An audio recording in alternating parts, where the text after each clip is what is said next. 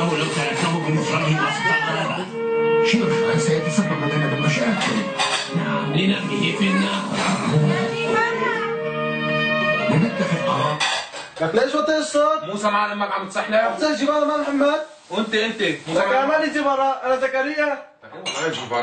ايه امي؟ علي الصوت علي. يلا جاي. قبل ان نفكر في اعتبار هذا الصحيح. شو بدك يا عمي؟ شو بدك تعمل؟ مش اكيد عم تتفرج على موكلي. عدمني اياك انت وموكلي. ايه روح انت تعجب لي من عند السمان بنتين ولك 4 بندوريات تسوي جوز موز مشان نعرف نتعشى اليوم. يلا طيب اعطيني مصاري. مصاري؟ ليش ما معك مصاري انت؟ منين؟ طيب يلا روح خذ من عند الرف. يلا طبعا 45 ها؟ الله يعدمني اياك. ليش 45 و30 ليش؟ ليه بدك تاخذهم تنصبهم علي يعني انا؟ لا ضريبة شحن روح ورجع كازوزة. عدمني اياك. 30 ما بتاخذ غيرهم. بكره بدي رايح على المدرسة، شو جيب لك معي؟ انا بدي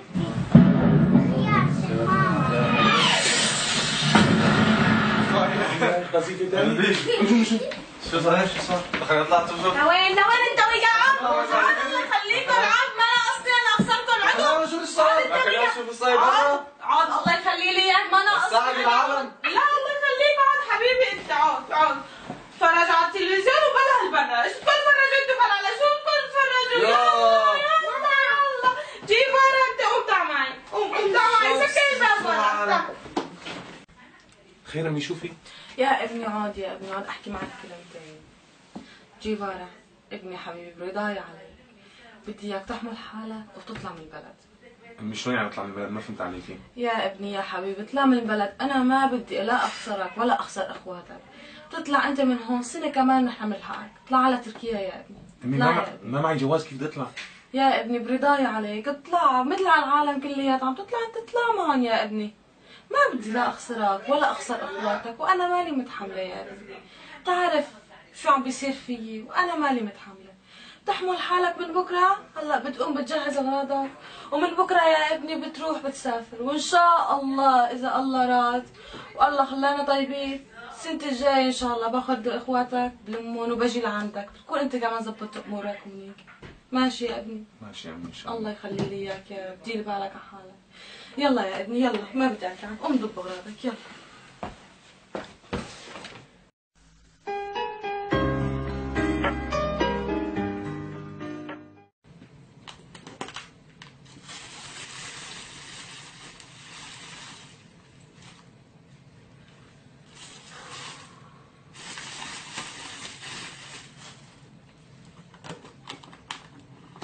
والله مالي نفس عنكم.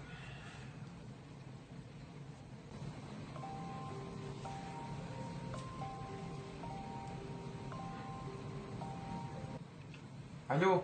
مرحبا يا ابني. كيفك؟ طمني عنك. تمام يعني مبسوط كثير ومو ناقصني غير شو بدكم. تسلم لي يا رب. ان شاء الله عم تاكل منيح يا قلبي. ايه امي لا تخافي علي، اكيد عم باكل منيح. بس عيني كيف انا اخواتي محمد زكريا وماهر؟ الحمد لله هن الحمد لله بألف خير. مشتاقين لك كثير وبيسلموا عليك. يعطيني خليني احكي معهم. ما لهم بالبيت هلا يا ابني. امي شو القصة امي؟ كل ما تحكي معي تقولي لي اني مو بالبيت. اختك الصغيرة عن ستك من سنة مشان دراستها واخواتك الشباب عم بيلعبوا طابة برا. يلا امي اهم شيء انه انتم بخير، هذا اهم شيء عندي. يلا امي سلمي لي عليهم كثير قولي لهم انا كثير مشتاق لهم. بيوصل. دير بالك على حالك انت يا ابني وما تحرم حالك من شيء. يلا باي. استني شوي امي، حاسك مو على بعضك، في شيء احكي لي. الو.